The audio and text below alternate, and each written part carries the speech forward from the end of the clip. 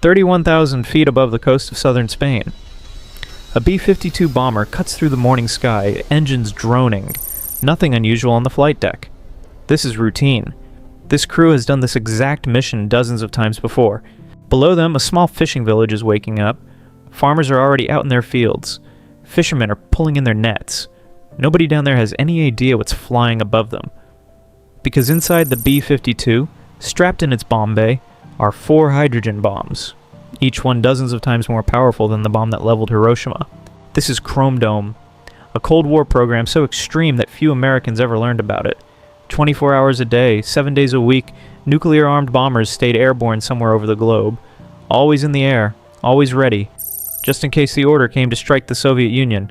Today, this B-52 needs fuel. It's approaching a tanker plane for a routine mid-air refuel, something crews had practiced hundreds of times. At 10:22 a.m., something goes catastrophically wrong. The two planes collide. In seconds, both aircraft are torn apart in the sky. Burning wreckage rains down over the village below. 7 crew members are dead. And falling with the debris, 4 hydrogen bombs, tumbling toward a village that has no idea what's about to land on it. This is the story of the day the United States lost 4 nuclear weapons over friendly territory, and the decades-long cover-up that followed. To understand how something this reckless was even possible, you have to understand how afraid America was. By the mid-1960s, the US and the Soviet Union were locked in a standoff where minutes could decide the fate of the planet. Military planners believed that if the Soviets ever launched a surprise nuclear strike, American bombers on the ground could be destroyed before they even took off. Their solution? Keep bombs in the air permanently. If the ground bases went up in smoke, the bombers already circling the globe could still strike back. It sounded like a safeguard. In practice, it meant multiple live nuclear weapons crossing the sky over Allied nations every single day for years. And eventually the odds caught up with them.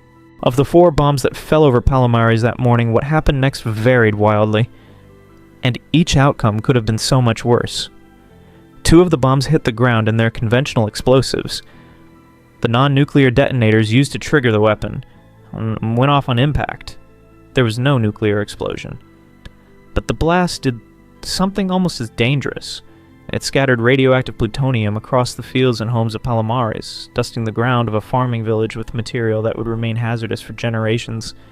A 3rd bomb came down largely intact, landing in a dry riverbed. Recovery crews found it relatively quickly, still whole. The 4th bomb was gone. It hadn't hit the village. It had gone into the Mediterranean Sea, and nobody knew exactly where. For the villagers below, this was the moment they realized the debris raining from the sky wasn't just plain wreckage. Farmers who'd been out in their fields that morning were now standing in soil laced with radioactive contamination, with no idea what had just happened to the land they'd farmed for the rest of their lives. Within hours, U.S. military personnel flooded into Palomares. Officially, they were there to assist with recovery. Unofficially, they needed to contain a disaster that could spiral into an international incident, a nuclear accident on foreign soil involving an ally. The math was brutal. Spain was not a nuclear power. The U.S. had just contaminated part of it anyway.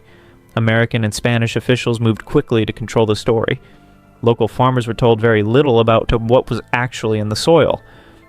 Meanwhile, the U.S. Air Force and Navy quietly began one of the strangest cleanup operations in Cold War history, digging up and shipping out more than 1,400 tons of Spanish farmland, boxed and sent back to the United States for disposal as radioactive waste.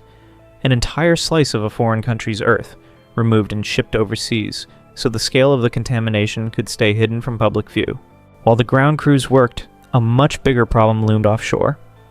Somewhere in the Mediterranean was an intact hydrogen bomb, and nobody could say exactly where. The U.S. Navy launched a search operation involving submarines, specialized deep-sea recovery vessels, and some of the most advanced underwater technology of the era. Weeks went by. Nothing. The breakthrough came from an unlikely source. A local fisherman named Francisco Simo Orts, who told investigators he had personally watched something large fall into the sea and had marked the spot in his memory using landmarks on shore. Military officials were skeptical, but with nothing else to go on, they followed his lead.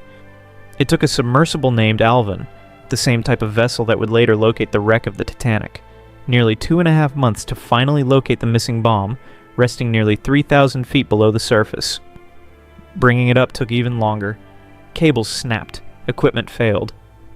It wasn't until April 7th, almost 3 months after the crash, that the bomb was finally recovered intact. By this point, word had started to spread, both in Spain and internationally, that something serious had happened in Palomares. Public fear was rising. Tourists were canceling trips to Spanish beaches. Spain's booming tourism industry, a major source of national income, was suddenly at risk. So the US and Spanish governments staged one of the most memorable pieces of Cold War theater. US Ambassador Angier Biddleduke and Spain's Minister of Tourism walked onto a beach near Palomares in swimsuits in front of cameras and went for a swim in the ocean. A calculated public spectacle meant to send one message to the world: everything here is safe. The photos ran in newspapers everywhere. The message worked. Tourism fears eased. The story faded from headlines. But for the people who actually lived in Palomares, nothing about their situation had changed. The soil around Palomares remained contaminated with plutonium for decades. Cleanup crews came and went over the years, but the job was never fully finished in the immediate aftermath. Traces of contamination lingered in the ground long after the cameras left. For years, many residents weren't told the full extent of what they'd been exposed to. Some later developed health issues they'd never get clear answers about. The village that had briefly become an international headline went back to being a quiet farming community.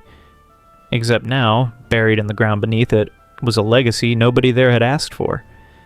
It wasn't until decades later, well into the 2000s and even the 2010s, that Spain and the United States finally reached agreements on additional cleanup and remediation of the site, closing a chapter that had technically stayed open since 1966. Palomares wasn't a one-time fluke. It was Chrome Dome working exactly as designed, nuclear bombers armed and airborne around the clock, for years, because the strategy demanded it. 2 years after Palomares, in 1968, another Chrome Dome bomber crashed. This time over Thule, Greenland, again scattering radioactive material, again triggering a cleanup, again quietly minimized in public. After Thule, the Air Force finally ended the airborne alert program for good. Chrome Dome was over. But for years, the American public had no real sense of how close the country had come, not once, but repeatedly, to nuclear disaster on foreign soil, all in the name of a strategy built on always being ready to strike first. Palomares never saw the war it was preparing for. It just quietly paid the price for a strategy that assumed nothing would ever go wrong, until one ordinary morning it did.